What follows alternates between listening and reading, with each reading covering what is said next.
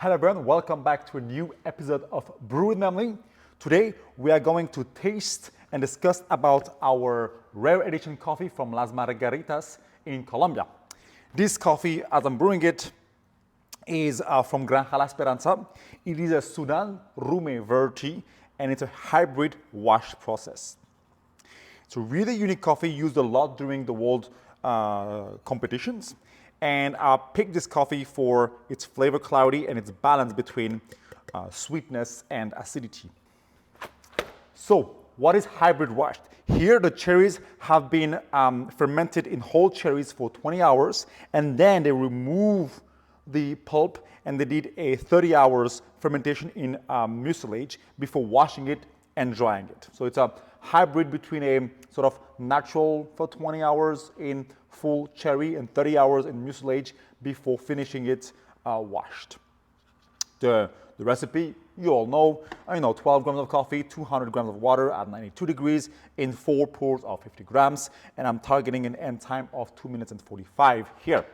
When you open the bag, you smell a lot of cardamom flavors and floral notes, but it's really this distinctive cardamom taste that comes in, along with some purple flowers.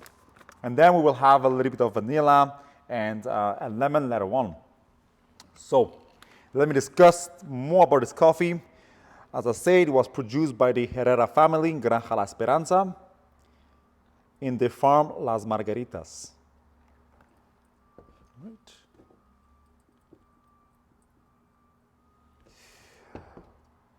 The elevation is between 1,570 meters to 1,850 meters. It's a Sudan Rume, unique variety that is quite long, very similar to geisha in the shape, but very elongated, and with quite like average moisture content. So it was quite easy to roast. It's not a very hard coffee to roast, but I took the really light approach in order to highlight the distinctive taste of this coffee. So here we have a lighter roast profile. The light tail color scale is about 76 on the outside and 89-90 on the inside. So we are really light. Therefore, when you are grinding, it can be sometimes clogging if you go too fine. Here my dipping, I'm at 8.5. If you are using a Baratza, I will suggest to go for 17, 18. If you are using a Comandante, I will start at 27 clicks. 27, 28 clicks. And I do my classic pour of 4 times 50 grams here.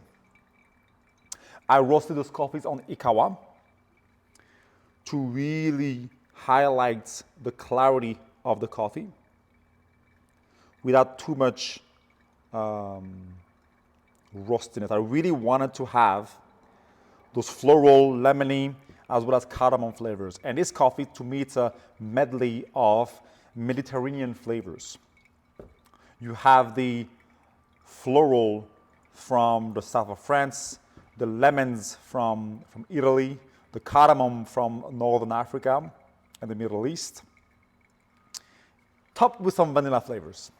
You can use either method, whether it's cone shape, flat bottom, even AeroPresses, French presses. You will really have a great taste with this coffee. But all in all, I suggest to use a cleaner extraction. That's why I opt for paper filters. Let's see the tasting experience of this coffee. On the smell, you have more, this is floral and lemony with a hint of cardamom. Oh, by the way, something I forgot, rest this coffee for at least 4 or 5 days after the roast date. If you order online, that should be ready as soon as you receive it. Usually, depending on where you are, from 4 days, 3 days to a week for a third roast. So you can drink it almost as soon as you receive it, but I suggest to let it rest if you buy it in-house here for 4 to 5 days. Oh, and the more it cools down, the more the cardamom flavors is highlighted. When it's hot, a very delicate lilac note, not lavender, really lilac. Lavender is a little bit more bitter. Here you have a very distinctive lilac note. Lemony, like limoncello, and a hint of cardamom, but not too much. Now let's taste this coffee when it is warm and a little bit colder. And it's really interesting how it becomes even sweeter. You have a little bit less lemony taste here. And that's when we start having more floral presence as well as cardamom. And in the finish, some vanilla on the aftertaste. It's very funny on the shape. It almost starts like floral, like very soft floral with very sweet. Then its intensities are intense on the lemony aspect. It reduces again with the cardamom, and it finishes smoothly and very lingering with the more vanilla sweetness. That's what we expect from those very high quality coffee. Once again, Granja La Esperanza didn't disappoint. As always, they produced some of the best coffees in the world. And see you next time for another episode of Brew with Memli.